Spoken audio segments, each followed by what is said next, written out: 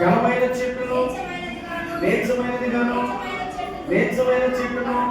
ఘనమైనది గాను చేయవాడని పచ్చని చెట్టు ఎండిపోనట్లు ఎండిన చెట్టు వికసించినట్లు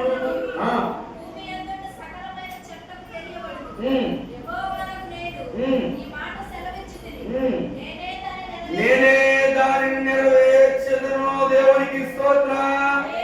హల్లెలూయా హల్లెలూయా. దాని కొమ్మల నీడను అవి తాగును. తర్వాత అంటున్నాడు, యెహోవాకు నేను ఘనమైన చెట్టును నీచమైన చెట్టును ఘనమైనదిగా చేస్తాను. ఘనమైన చెట్టు, నీచమైన చెట్టు. జాగ్రత్తగా వినాలి. ఘనమైన చెట్టు, నీచమైన చెట్టు. మనల్ని కన్న మన తల్లి ఘనమైనది, మనల్ని కన్న మన తల్లి ఘనమైనది.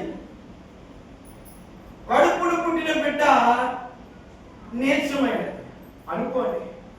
కాబట్టి దానిని దేవుడు ఏం చేస్తున్నాడంటే తారుమారు చేస్తున్నాడు. ఎలా? తల్లిని నీచమైనది గాను పుట్టిన ఆ బిడ్డను ఘనమైనది గాను దేవుడు చేస్తున్నాడు. హల్లెలూయా హల్లెలూయా. బైబిల్ గ్రంథంలో దేవుడు పిల్లలకు ఫస్ట్ స్థానాన్ని ఇచ్చాడు, మొదటి స్థానాన్ని ఇచ్చాడు. ఎలా అంటారా? అక్కడ మీకు స్పష్టంగా కనబడుతుంది. బలమైన దానిని ఘనహీనముగాను, ఘనహీనమైన దానిని బలమైనదిగాను నేను చేస్తాను అంటున్నాడు. ఎండిపోయిన దానిని పచ్చగా ఉన్న దానిని ఎండిపోయిన దానిగా ఆయన చేస్తాను. దేవునికి స్తోత్రం. హల్లెలూయా. ధనవంతుడు ఉన్నాడు. ఎవరు? లాజరు. ఎటువంటి వాడు? పేదవాడు, అంటే మనలాంటి వాడు. ధనవంతుడు ఉన్నాడు. ధనవంతుడు లాజరును చూసి వెక్కిరిస్తున్నాడు. ఎందుకు?